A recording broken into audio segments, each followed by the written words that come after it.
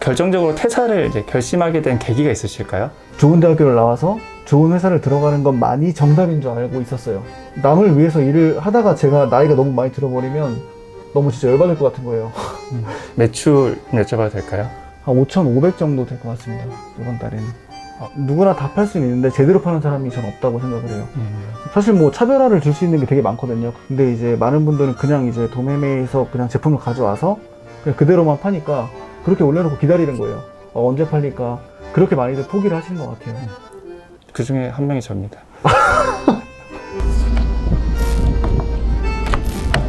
안녕하세요. 네. 대표님 간단하게 자기소개 한번 부탁드리겠습니다. 저는 온라인 셀러로 활동하고 있는 저 성종혁 대표라고 합니다. 뭐 퇴근하고 오시는 길이세요? 예, 오늘 퇴근과 퇴사를 동시에 했습니다. 퇴사하고 오셨어요? 예, 오늘 퇴사한 길입니다. 그 메일 주셨을 때 네네. 서울에 있는 명문대 졸업하시고 대기업도 어렵게 입사하셔서 네네. 일하신다고 들었는데 예. 오늘 또 퇴사를 하신 이유가 있으실까요? 저를 위해서 일하고 싶은 마음이 컸어요. 그래서 이제 고민하다가 제가 하고 싶은 데를 찾아서 과감하게 퇴사했습니다. 직장 생활을 하시면서 경험으로 같이 온라인 셀링도 하고 계셨던 거예요? 부업으로 먼저 시작을 했어요. 작년 10월부터 부업으로 시작을 했는데 회사에 있는 시간 동안 제가 이제 물건 하나를 더 소싱해서 올리면 더 지금 회사의 월급보다 훨씬 더 많이 벌 수 있겠다라는 좀 확신도 들고 해서 과감하게 퇴사했습니다. 주변에서 부모님이나 지인분들이 회사 퇴사한다고 하셨을 때 반응이 좀 어떠셨을까요? 우선 아버지는 모르시고요. 어머니만 알고 계십니다, 지금. 아버지께서 노발대발 하실 거가 뻔하기 때문에 얘기를 안 했습니다. 나중에 더 노발대발하지 않으실까요? 뒤늦게 알게 되시면. 그래도 그때는 좀 어느 정도 수익이 있을 때니까 좀 봐주시지 않을까요? 수익으로 보여주겠다. 네, 돈으로 아버지 사겠다. 이제 온라인 셀링 하신 게 뭐 다른 분들에 비해서는 아직 경력이 좀 짧으실 수도 있잖아요. 네, 맞습니다. 좀 성급하게 퇴사를 결정하신 게 아닌가. 물론 당연히 경력이 쌓이면 자기의 그런 노하우도 생기고 하겠지만 기간이랑 좀 온라인 셀링은 비례하진 않는 것 같아요. 그러면 3, 4년 하신 분들이 다 시장을 장악하고 있어야 되는데, 그러니까 제가 생각했을 때는 제가 느끼는 본질이 있거든요. 그래서 그 본질을 저는 약간 이제 어느 정도 알았다고 생각을 해서 판매를 한번 해보려고 과감한 선택을 했습니다. 말씀하시는 그 본질은 어떤 의미일까요? 그럼 뭐 스토어 하시는 분들 알겠지만 막 로직도 있고 그런 뭐 잔 스킬들이 많이 있잖아요. 저는 그거보다 정말 소비자를 설득하는 거, 그러니까 소비자의 지갑을 열게 만들 수 있는 그런 감성을 건드리는 스킬이라고 저는 생각을 해요. 그 쉽게 말씀드리면 상세 페이지죠. 그러니까 고객이랑 처음 만나는 곳이잖아요. 저는 약간 상세 페이지에 엄청난 시간을 많이 투자하는 셀러여서 제가 생각하는 본질은 그런 상세 페이지에서 고객을 설득하는 것, 좀 요거라고 생각을 하고 있습니다. 그러면 현재 그 판매 방식은 어떻게 되실까요? 저는 이제 원래 100% 위탁이었다가 위탁을 하다가 조금 자신감이 생겨서 자체 생산도 조금 시작을 했어요. 그래서 위탁이랑 생산이랑 같이 병행하고 있습니다. 네, 다 왔습니다, 여기. 거의 짬 타이거 같은 느낌이긴 한데. 네. 길냥이를 네. 친구가 이제 데리고 와가지고. 야. 그럼 현재 대표님께서 판매하시는 상품 혹시 여쭤봐도 될까요? 제가 판매하는 상품은 좀 그래요. 오픈하면 네. 네, 좀 그렇습니다. 네네. 알겠습니다. 이제 도매국 사이트 보고 계신데 네네. 혹시 물건을 도매국에서 찾아보시는 거예요? 제가 종합몰 운영하는 것 같은 경우에는 다 도매국에서 다 소싱을 하고, 그런 전문 카테고리도 도매국에서도 또 많이 팔고 있어요. 도매국이나 도매매 같은 경우 네. 셀러를 하시려는 분들이 입문하는 사이트잖아요. 그렇죠, 맞죠. 접근성이 쉽다 보니까 네. 가격, 경쟁력도 사실상은 좀 많이 무너졌고, 그렇죠, 맞죠. 위탁으로 판매를 하게 되면 대량으로 등록을 한다던가 박리담회 형식밖에 안 될 것 같은데 그렇죠, 맞죠. 지금 그렇게 판매하고 계신 건가요? 저는 조금 다르게 판매하는데, 그래서 위탁 판매를 꺼려 하시는 분들이 되게 많은 것 같아요. 여기 도매국에서 이 도매 제품 파시는 분들이 실제로 네이버 스마트 스토어에서도 판매도 하시고, 말씀하신 것처럼 대량 등록이나 있는 그대로 또 컨트롤 CV에서 가져오면은 판매를 절대 할 수가 없죠. 저는 그래서 도매국에서 제가 팔고 싶은 아이템을 서칭을 해서 그 제품을 이제 네이버에 검색을 해봐요. 대량 등록 같은 경우에는 뭐 키워드부터 해서 썸네일, 상세 페이지 다 똑같거든요. 근데 그대로 이제 판매를 하신 분들도 있고, 그 도매국, 도매매에 있는 제품들을 네이버에서 좀 잘 팔고 있는 사람들이 있어요. 잘 팔고 있는 분들이 있으면 저는 그 제품 소싱을 안 하고, 이제 도매국에 있는 제품인데 그대로 가져왔는데 잘 파는 사람이 없다, 그냥 대량 등록만 있다, 그러면 그때 이제 소싱을 진행합니다. 잘 파는 사람 기준은 이제 뭐 리뷰가 많다던가, 그렇죠. 구매 건수 리뷰. 예, 판매 건수가 많다던가. 네네네, 맞습니다. 이제 그런 분들의 물건을 피해서 그 소싱을 한다는 네, 말씀이시네요. 맞습니다. 지금 판매하시는 위탁 물건 네. 좀 몇 가지나 되세요? 지금 한 20개 됐습니다. 20개. 20개밖에 안 되세요? 네네, 20개인데 그 중에 한 15개는 씨앗 새싹 때 그냥 약간 연습삼아 올린 거고, 제가 진짜 공들여서 올린 건 5개인데 지금 매출이 5개에서만 나오고 있어요. 5개 있으면요? 네네. 그러니까 제가 제대로 올린 제품들만 매출이 나와요. 그렇게 약간 있는 그대로 올린 거는 한 개도 안 팔리고. 지금은 뭐 하시는 거예요? 제가 사진을 다 집에서 찍거든요. 그래서 지금 좀 구도 좀 잡고 있습니다. 아, 여기서 지금 제품 사진 찍으시려고요? 네네. 저는 다 집에, 웬만하면 집에서 해결하고. 근데 보통 이렇게 제품 사진 찍으려면 조명도 있어야 되고, 네.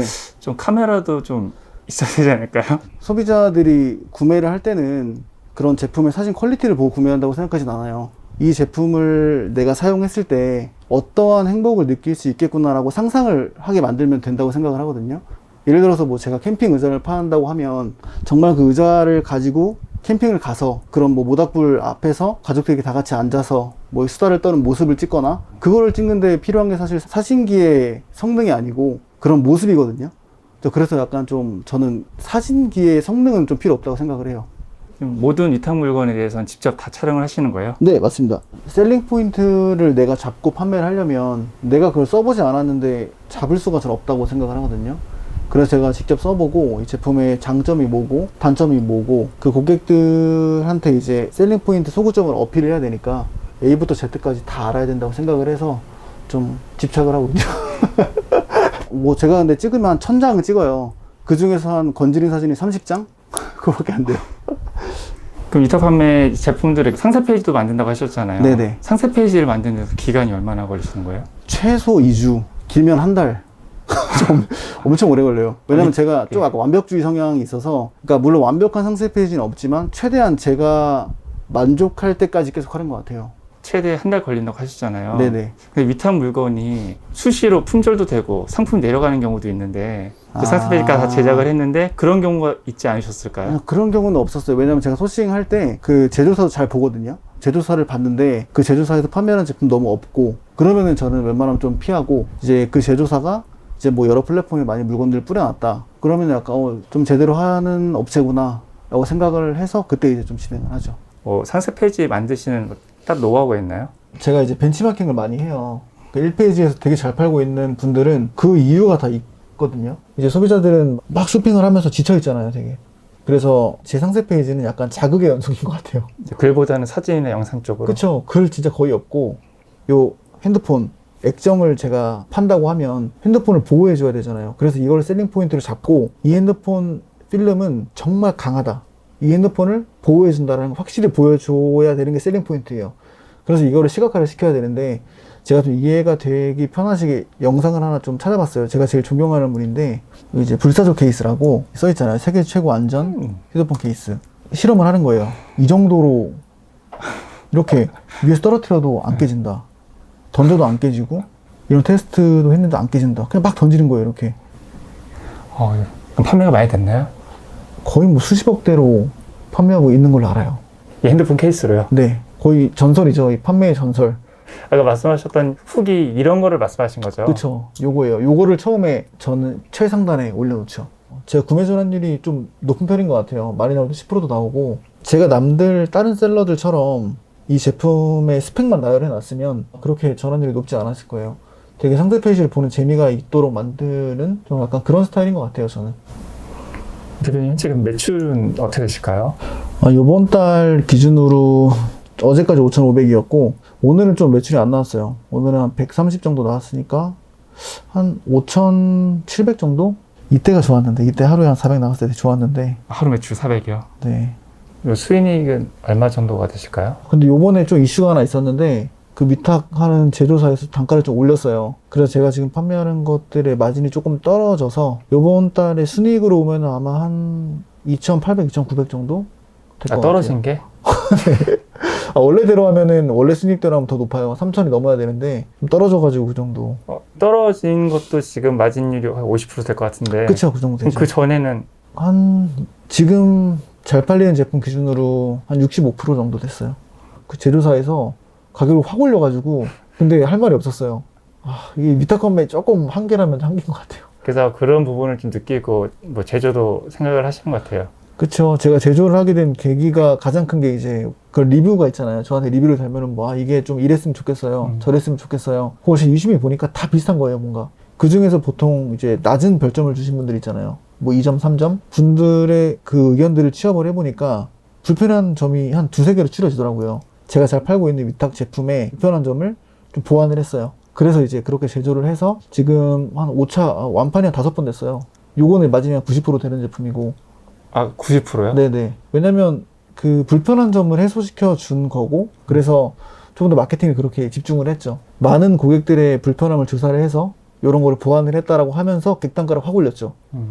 어떤 판매를 하셨길래 위탁 물품이 이렇게 마진율이 높을까요? 어떤 상품이냐가 중요한 게 아니고 이걸 어떻게 파냐가 중요하다고 좀 생각을 해요. 뭐 추가 상품을 달리하고 사은품을 주면서 객단가를 올리고 옵션도 달리하면서 객단가 올리고 그런 마케팅적인 부분만 보면은 전략은 한 3가지 정도인 것 같아요. 추가 상품, 옵션, 사은품. 예를 들어서 뭐 던킨도너츠만 보면 던킨도너츠에서 주는 사은품 막 애기들 그런 요즘 캐릭터 좋아하잖아요. 뭐 어몽어스 막 이런 것들. 네네. 물론 던킨이나 베스킨이나 이런 데가 이런 마케팅을 잘하긴 하지만 뭔가 그런 사은품을 받으려고 본 제품을 사게 만드는, 근데 또 본 제품도 그냥 사는 게 아니고 일정 금액 이상 사야지 주는 그런 것들을 적용을 좀 많이 하려고 하는 것 같아요. 제가 쇼핑하면서 느꼈던 게 내가 핸드폰 케이스가 필요한데 대부분의 다 동일한 핸드폰 케이스 중에서 유일하게 핸드폰 모델에 맞는 필름을 사은품으로 주는 곳이 있더라고요. 그렇죠, 그렇죠. 이거는 되게 고민을 많이 해야 되는 게 제가 A라는 제품을 팔 때 이제 B라는 제품을 추가 상품으로 엮으려면 그 A랑 B랑 정말 조화가 잘 돼야 돼요. 무조건 막 하는 게 아니고 추가 상품에 오히려 가지수만 막 늘려놓으면 신뢰도가 떨어지거든요. 그래서 저는 두 제품이 조화로운 거 그리고 그 조화로운 것들을 성세 페이지 또 녹여야죠. 이거 같이 쓰면 약간 이런 느낌이구나. 이걸 또 글로 또 하면 안 되고 그런 시각화. 대표님께서 생각하시는 온라인 셀링에 있어서 중요하게 생각하시는 게 있을까요?